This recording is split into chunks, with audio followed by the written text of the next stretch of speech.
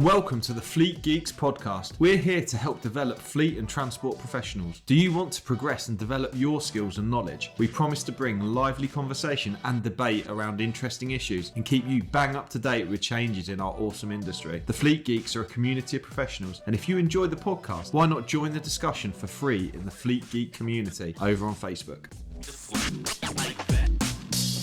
Hello, listeners of the Fleet Geeks podcast. This is probably quite a bad time for me to record a Fleet Geeks episode because it's like 3:30 and it's a Wednesday and the kids are all arriving home from school. So I'm going to have dogs barking and I'm going to have kids shouting and probably all sorts of scuffling and all sorts of stuff happening. But anyway, here I am recording a podcast and fingers crossed it'll go okay.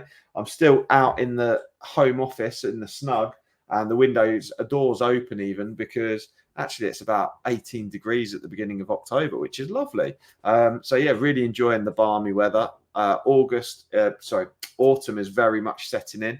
Definitely got some orange and browns in the trees, and I'm quite enjoying that this year. Normally I'm not a big fan of the colder weather as it starts to come along, but I'm trying to embrace it this year. Certainly from a mental health and well-being point of view, I'm gonna embrace the cold weather.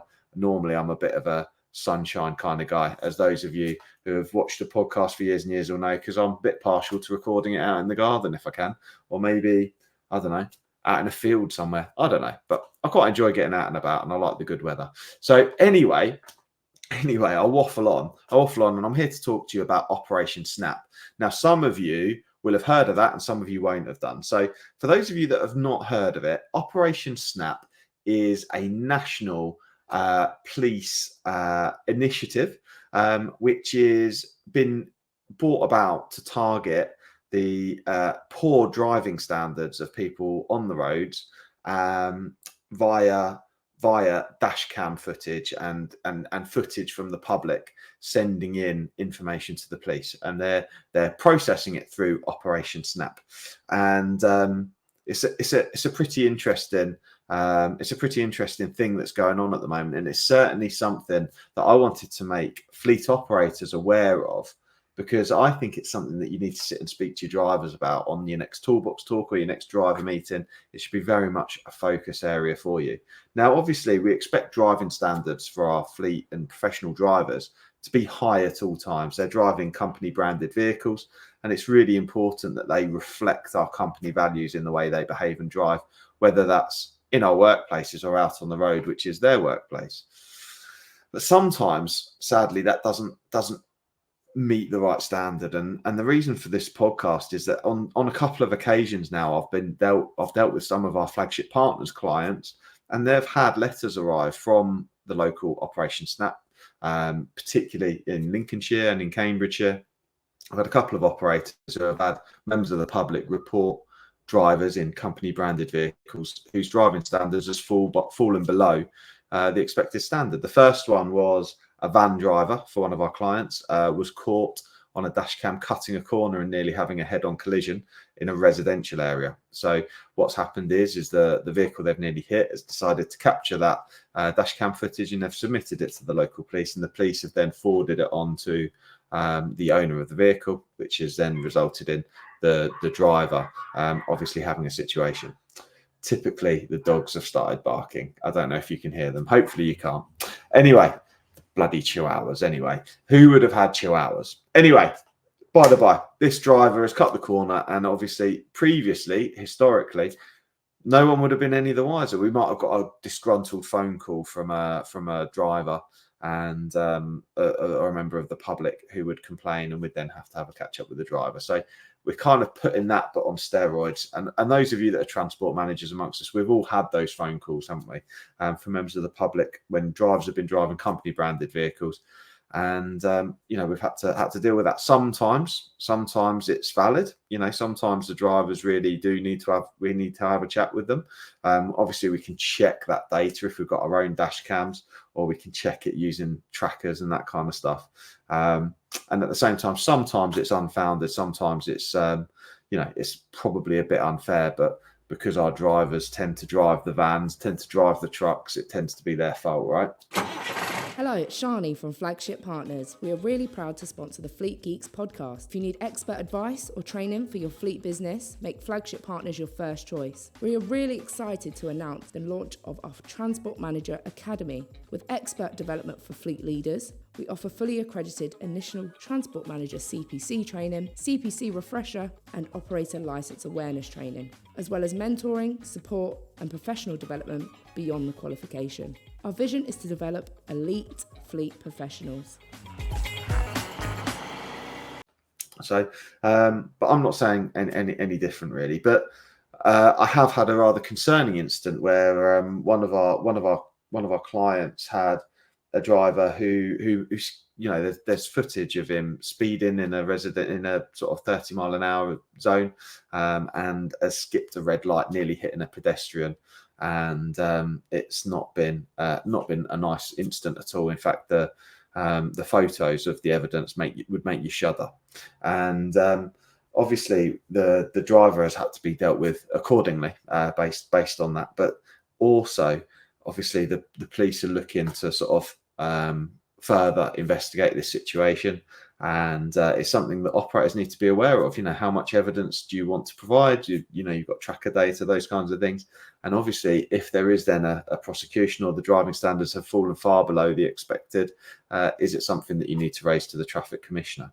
So these are the things, as transport managers and directors of fleet businesses, that you need to start to think about, and how you're going to handle any investigation that comes off the back of Operation Snap. And it might be that you'll do it on an ad hoc basis when it comes in, but certainly there is some considerations there for you as an operator, and for also your drivers. And I would say that it's well worthwhile, if you're listening to this and you employ drivers and professional drivers, to definitely have a chat with them about this type of stuff. Because we all have our toolbox talks, we all have our driver meetings, and we talk about the usual sort of company stuff. We talk about infringements, we talk about drivers' daily checks, we talk about our policies around driving behaviour, and we'll talk about tracker data, we'll talk about speeding and that kind of stuff.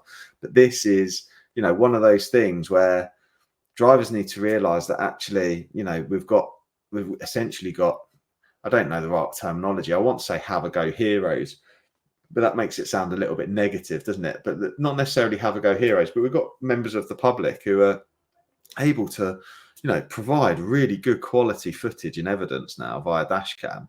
They can provide that and incriminate your driving. And they can capture unsafe acts. They can capture jumping of red lights. They can capture illegal overtakes. It's really tricky, just today in another incident, I've been speaking to one of our clients who, there's a driving situation where on a single carriageway where company vehicles being driven and someone's stupidly overtaken in an unsafe location and nearly had a head-on collision with another vehicle. And it's happened very quickly. The dashcam footage shows that it's happened very quickly. But there's that little question of judgment. Did the driver have the opportunity to slow down and let the other driver in before they had to take action? It's a split-second decision, and these are things that drivers have to make all the time. But sometimes, have you ever been there? I certainly have. Someone comes and overtakes in an unsafe manner, and you can. In that split second, there might be a level of reluctance to let someone in front of you. Now, this all unravelled very quickly. It was literally a split second. So, it'd be harsh to make a judgment on the driver at that point, because there wasn't, this has happened so quickly. But you've got to ask the question. There's footage here. Could you have slowed down quicker? Could you have made space for them to cut in front of you to prevent? There was luckily no one was hurt, and luckily there wasn't a head-on collision. But obviously, when a vehicle's overtaken, what's the expectation of the vehicle that's being overtaken? How quickly would we expect to see them slow down to be able to let that vehicle in to prevent a head-on collision? Like I say, it's happened very quickly, and it's a judgment thing. We've got to make a judgment. So, but nonetheless, dash cams are there. They're videoing these decisions, these micro decisions, the quick action that our drivers are taking, and it's recorded now. So Operation Snap is there. I've had a quick bit of research before I went online because I thought it was only local, Lincolnshire and Cambridgeshire, but actually this is something national. You know, there's evidence from Wales and Mercia Police and those kinds of things. And then the other thing to remember, actually, as I record this, if you're listening to this in recent time, you know, I'm recording this early October 2023.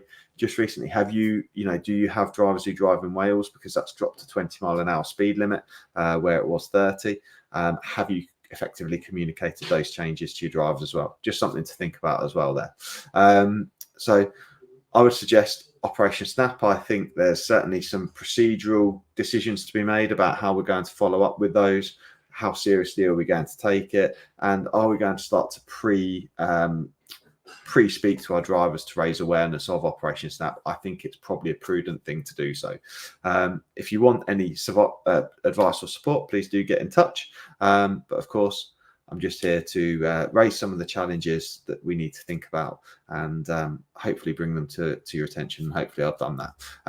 Anyway, Operation Snap, have a look online, find out more about it, find out what your police force are doing. Has there been any prosecutions yet? Certainly, in an incident that I've dealt with, the traffic commissioner wanted to have more information about the driver because the evidence was pretty damning of the standard of how low the driving standard fell on this occasion. So anyway, if you've got any questions, please do give me a shout, and hopefully I'll see you on the next podcast. Thank you very much. Take care. I hope you enjoyed today's episode. If you did, please share with your friends and colleagues too. Join us for free on Facebook with the Fleet Geeks community for transport and fleet managers. Fleet Geeks offers ongoing professional development, networking and mentoring too. So get in touch with me, Pete Rushmer, on any social media platform to find out more.